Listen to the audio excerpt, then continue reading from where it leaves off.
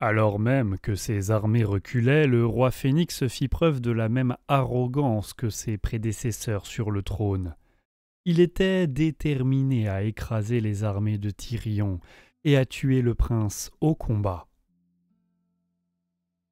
Toutefois, Théclis argua qu'une telle stratégie était vouée à l'échec. Les forces du dragon de Kotyk continueraient de grandir tandis que celles de Malekith se rétréciraient.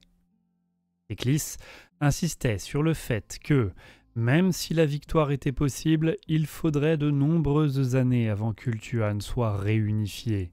Même ainsi, persistait-il, Tyrion n'était pas la véritable menace, tout comme Cain ne l'était pas pendant la guerre des dieux. Les dieux sombres prospéraient de nouveau, nourris par les tueries d'Ultuan et d'ailleurs. Les elfes devraient affronter ce péril et gagner contre Tyrion était inutile si les forces de Malekith n'étaient plus capables de se dresser face aux serviteurs des dieux du chaos. Le seul espoir, selon Théclis, était de s'approprier un pouvoir que Tyrion lui-même ne pouvait vaincre. Il fallait se rendre sur l'île des morts, détruire le grand vortex et accaparer sa magie. Le roi Phénix était furieux. Il se rappelait très bien ses efforts d'autrefois pour défaire les enchantements de Calédor, dompteur de dragons, et qui avait éreinté Ultuan. Malekith avait attendu trop longtemps et fait trop de sacrifices pour monter sur le trône d'Ultuan. Il n'allait pas risquer son royaume sur un conseil désespéré quand les lances pouvaient lui apporter la victoire. Théclis fut surpris par la véhémence de la réponse de Malekith. Jusque-là, il n'avait jamais cru que le roi sorcier d'antan laisserait passer une opportunité d'acquérir plus de pouvoir, quel qu'en soit le risque. Et il y avait assurément un grand pouvoir à gagner. Tout comme Nagash avait fait tout son possible pour devenir le conduit de la magie de mort, la proposition de Théclis permettait à Malekith d'asservir un des 8 vents de magie et de devenir rien moins qu'un dieu dans une forme mortelle. En privé, Théclis se lamentait du fait que le temps était mal choisi pour Malekith d'enfin se contenter de ce qu'il avait.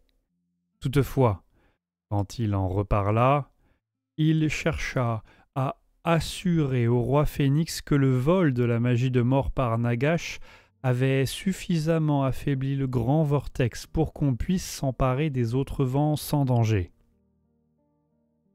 Néanmoins, la même prudence qui avait empêché Malekith d'accomplir ses desseins s'abattit comme une porte de fer, et il refusa de discuter plus longtemps de cette affaire.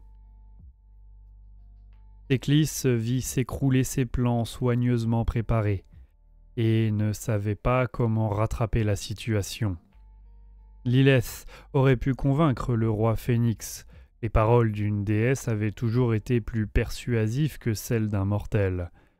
Hélas, cela faisait plusieurs semaines qu'on n'avait pas vu Lilith en Ultuan, et elle n'avait pas répondu aux prières de plus en plus pressantes de Théclis. Plus que jamais, Théclis regrettait les bons conseils de son frère. En désespoir de cause, Théclis parla de son plan à Alariel et Imric. La reine éternelle était aussi emballée par l'idée que son fiancé. Elle ne redoutait pas seulement les conséquences pour Ultuan, mais aussi pour la trame du monde. Elle rappela à Théclis que Calédor, dompteur de dragons, avait érigé le grand vortex pour une raison bien précise. Si la proposition de Théclis était envisageable, pourquoi Calédor n'avait-il pas retenu cette option des millénaires plus tôt ? De manière inattendue, Imric appuya Théclis. Calédor, dompteur de dragons, lui avait suggéré le même plan quelques mois plus tôt, et comme toujours, la parole de son ancêtre était incontestable aux yeux du prince dragon. Alariel accepta finalement de parler à Malekith.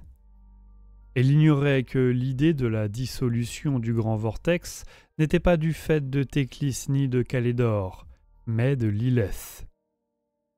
Si elle l'avait su, le fragment d'Ariel logé dans son âme l'aurait mise en garde.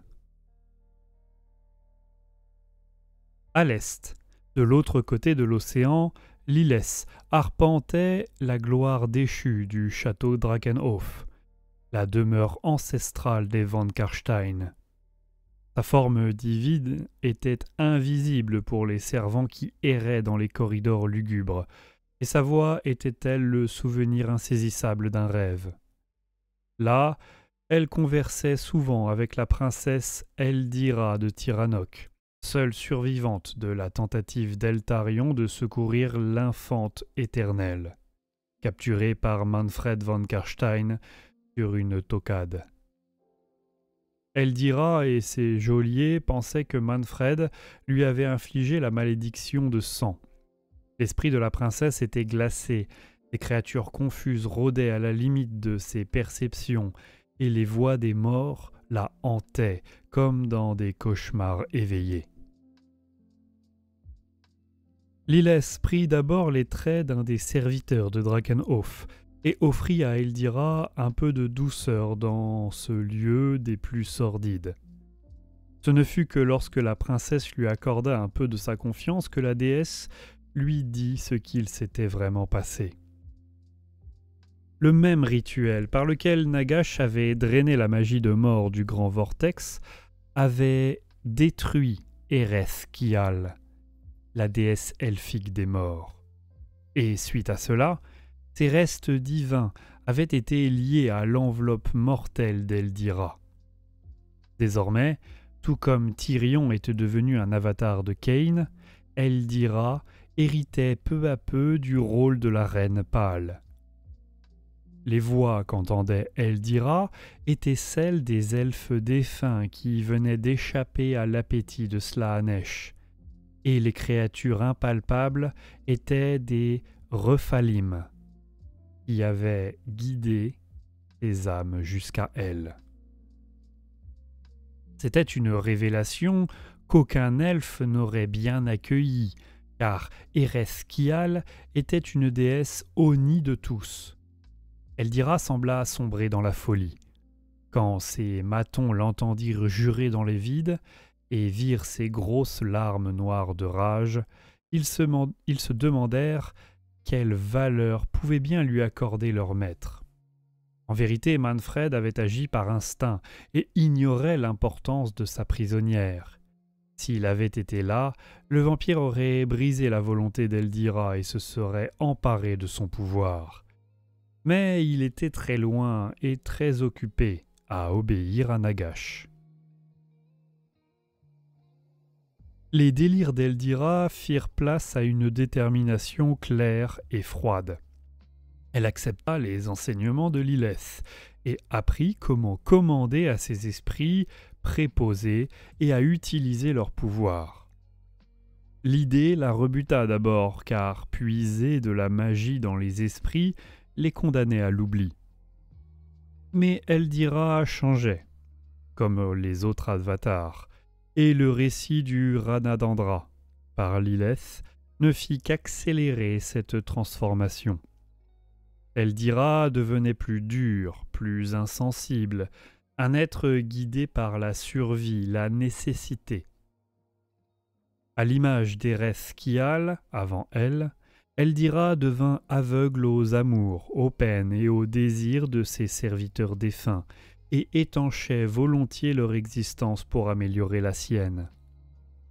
Le flux des esprits ne tarissait jamais, car la guerre en Ultuan faisait déborder la table de Slaanesh.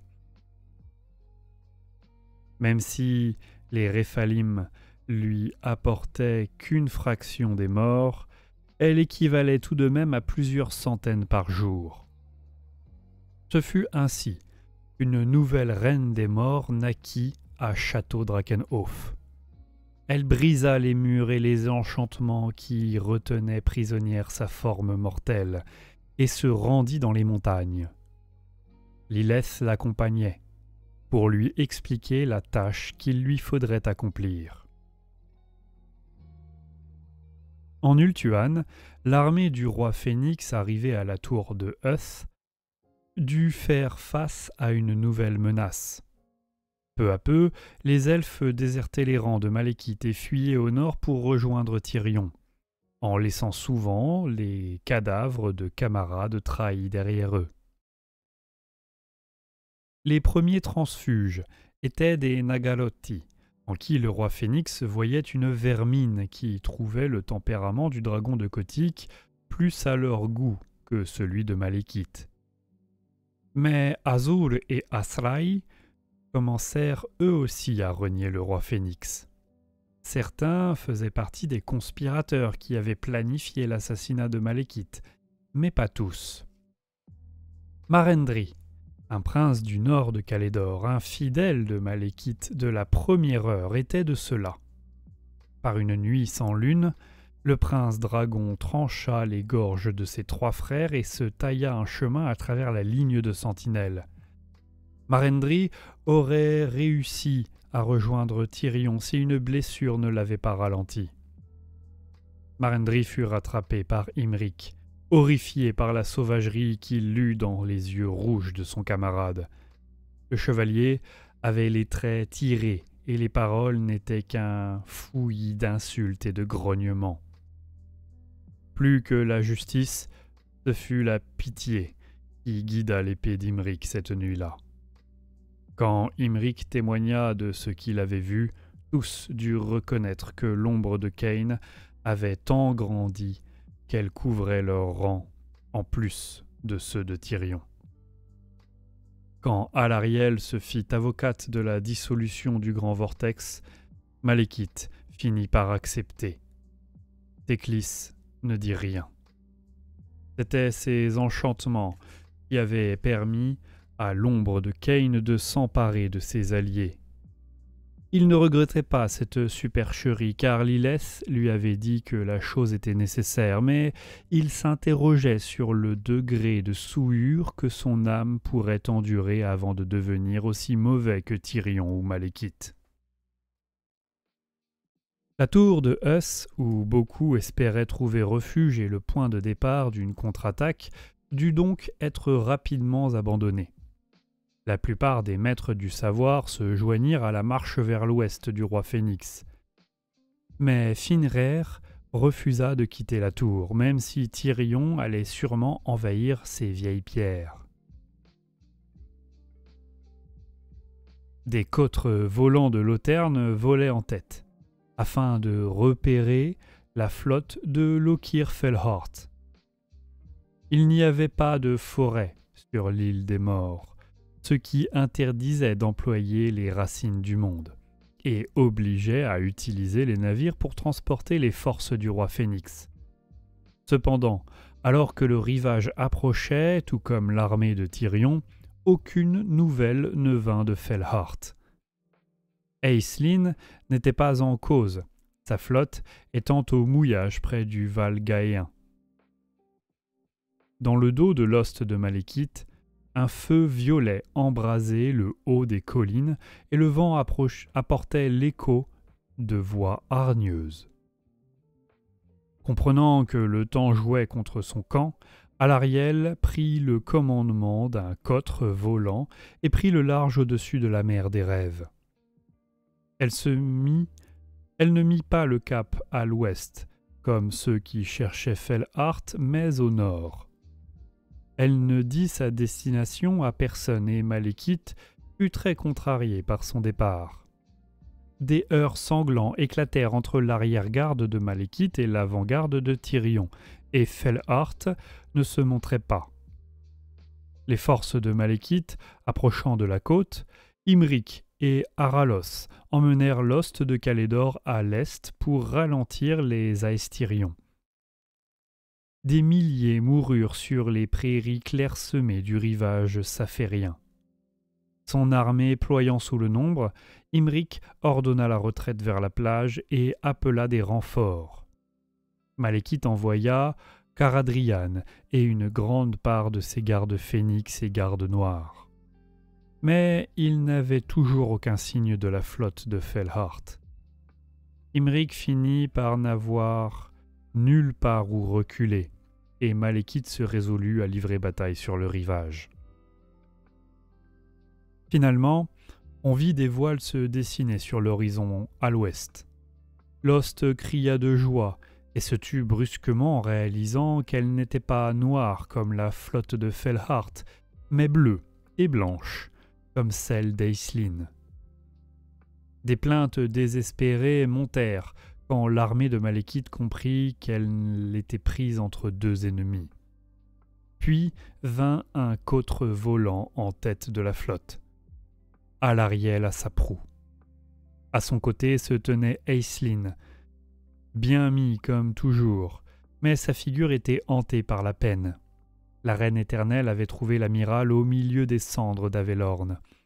Il avait pris conscience de son erreur parmi les corps carbonisés et avait imploré le pardon.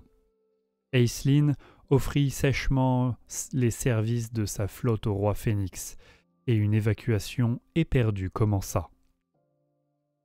Même ainsi, l'ost de Malekith perdura uniquement grâce à la bravoure et au sacrifice.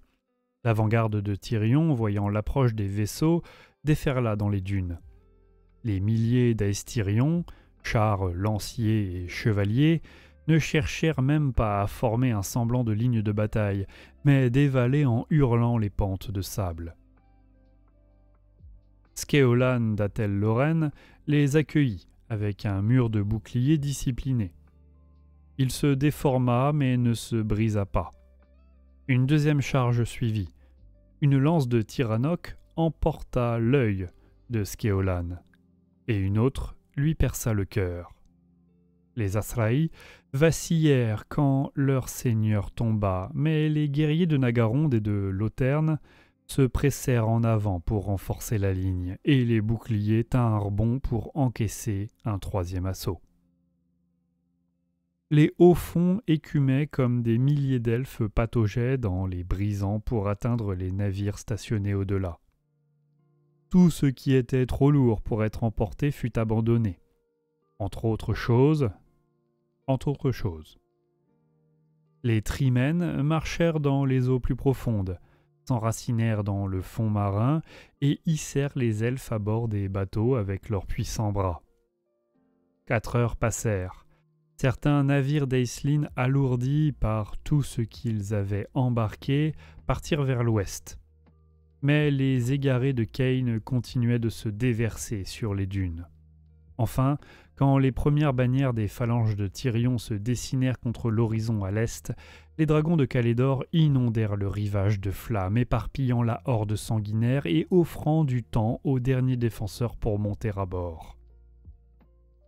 Malekith fut le dernier à partir, et avant que les ailes de Séraphon ne l'emportent à l'ouest, il crut apercevoir le prince parmi les anciens Aestyrions, les lanciers Aestyrions.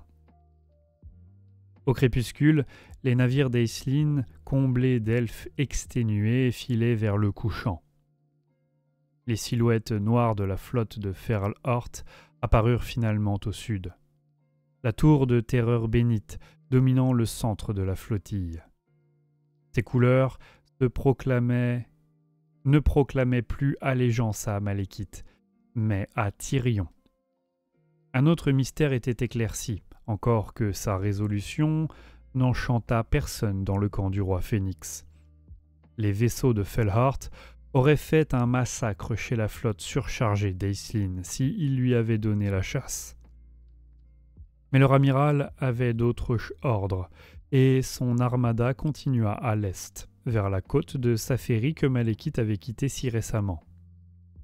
Le lendemain matin, la flotte de Loterne poursuivit sa route sur une mer agitée. L'aube s'était levée avant que quiconque remarque qu'Aisling avait pris un cotre volant pendant la nuit. Ainsi, lorsque les navires de Fellheart repartirent à l'ouest, leur pont courbant sous le poids de l'ost de Tyrion contre le cotre volant d'Aisling, vint se briser à côté de la tour de Terreur bénite, et l'amiral se laissa escorter devant Tyrion. Morathi observa les corsaires tirer Aisling sur le pont et le jeter aux pieds de Tyrion. À côté du prince, Fellhart fulminait d'impatience, et les tentacules de son masque se tortillaient.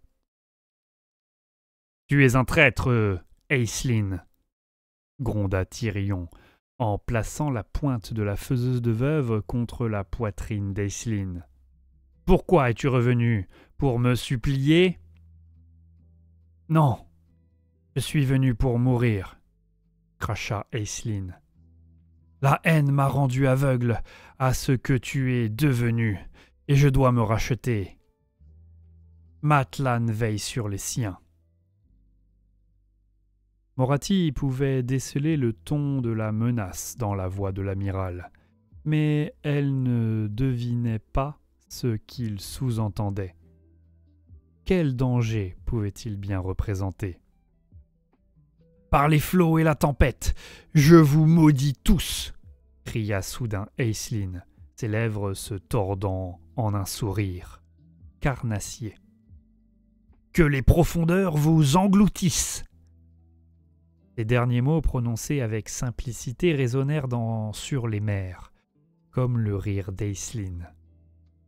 Tyrion appuya la faiseuse de veuve. Le seigneur des mers se tut quand la lame perça son cœur. Mais Morathi savait qu'il était déjà trop tard.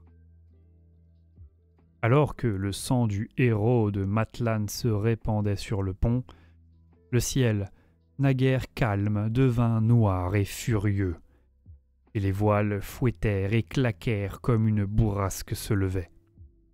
Les éclairs zébrèrent le ciel, et la foudre frappa une des voiles de la tour de terreur bénite.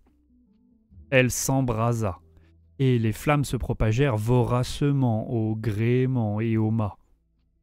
Tandis que Morathi cherchait désespérément un contresort à la malédiction d'Aisling, elle vit qu'une douzaine de navires étaient également en feu.